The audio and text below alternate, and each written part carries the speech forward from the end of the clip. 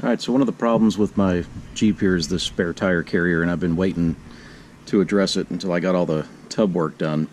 But I ordered my new rear bumper, and I got to fix this, and not only do I need to move the tire up and out of the way of the bumper, but this bracket, this spare tire carrier, is bent. So I don't know if you can see, but the tire is almost touching there,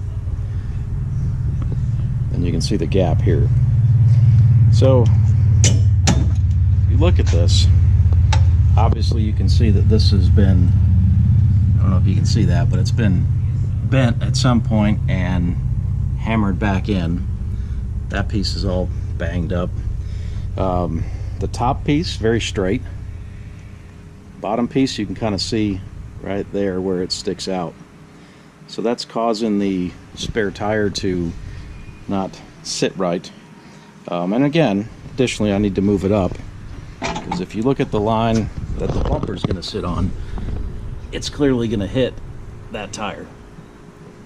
So the bumper that I bought is a rock hard 4x4 rear bumper. I did not get the spare tire carrier option, and I didn't because I don't believe on the old CJs with the way that the spare tire mounts that you really have to have a separate, you got to get the weight of the tire off the tub of the Jeep. And in the newer Jeeps, the spare tire rests mainly on the tailgate.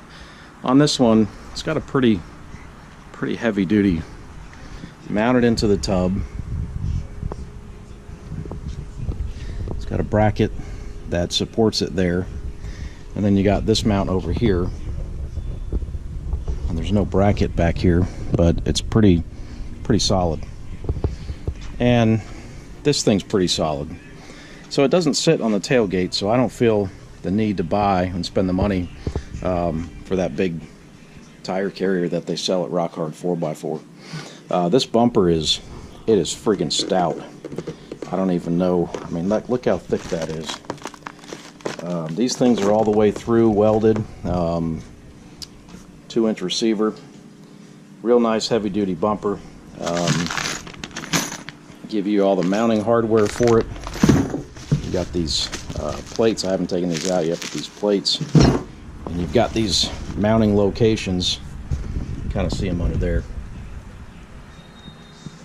So that's what I'm going to work on today. I'm going to work on getting that spare tire bracket off, fixing it. I already went down to Home Depot. Normally I wouldn't buy steel like this from Home Depot, but the local steel place I go to is closed. The piece that I'm going to cut and weld to replace that piece. So I got some work to do. I'm going to have to cut this thing, I think, about right here and about right here, and then weld in that new piece. I'll probably put a little bit of reinforcement on it, since it'll probably be a butt weld, and I'm going to cut all this crap off, this box off, and I'm going to redo all that once I get the plate straightened out. Cut this off too as well.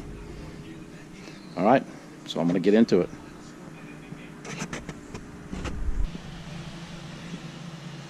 Alright, there's the bumper, very loosely mounted. See in there the mounts. So we got more holes over here, and they recommend this the frame tie-in bracket. So they recommend the frame tie-in bracket, and it would go right in here. So a piece of it would go here, and it L's out right here. It's got a gusset in the middle, and I'm convinced I can fabricate one and weld it myself and put that in, because I think it definitely needs to have some kind of frame tie-in. These cross members aren't that. So you can see how thick the cross member metal is right there, and how thick the bumper is. So this bumper's pretty heavy. The shipping weight was 55 pounds, so I think it's a good idea to put the tie-ins in. So I'm going to start working on fabricating those brackets. Alright, so what I did is cut some pieces out of cardboard, some templates, And I've got some 3/16 stock, which is really thick, really strong. And I'm going to cut these brackets out of that. I'm going to say they're going to be the same on both sides and weld them together. So here are the brackets all welded up. You can kind of see the little gusset I made in there. And not a bad weld there. Welds are getting a little better. Haven't drilled the holes in that one yet, but this one's done. I got it hanging up and just got it coated with primer, and then I'll paint it with Pour 15 to make sure it's good and sealed. Here's the rear bumper mounted. Everything turned out pretty good. Looks really good on the Jeep. So the bolts on the left tie into the cross member of the frame, and the bolts on the right are part of the frame tie-in brackets that I made. It's probably easier to see them from this side, but these are the brackets, 3/16 plate steel. I don't know if you can see the little gusset in there. Grade 8 hardware. It ties directly into the frame. Once again, that cross member is pretty thin, so I felt it was a good idea to make these. Now they sell these, Rock Hard 4x4 sells these, but I thought I could make them and save a little money, so I did. Overall, real happy with the rear bumper, and now I'm on to fixing my spare tire carrier.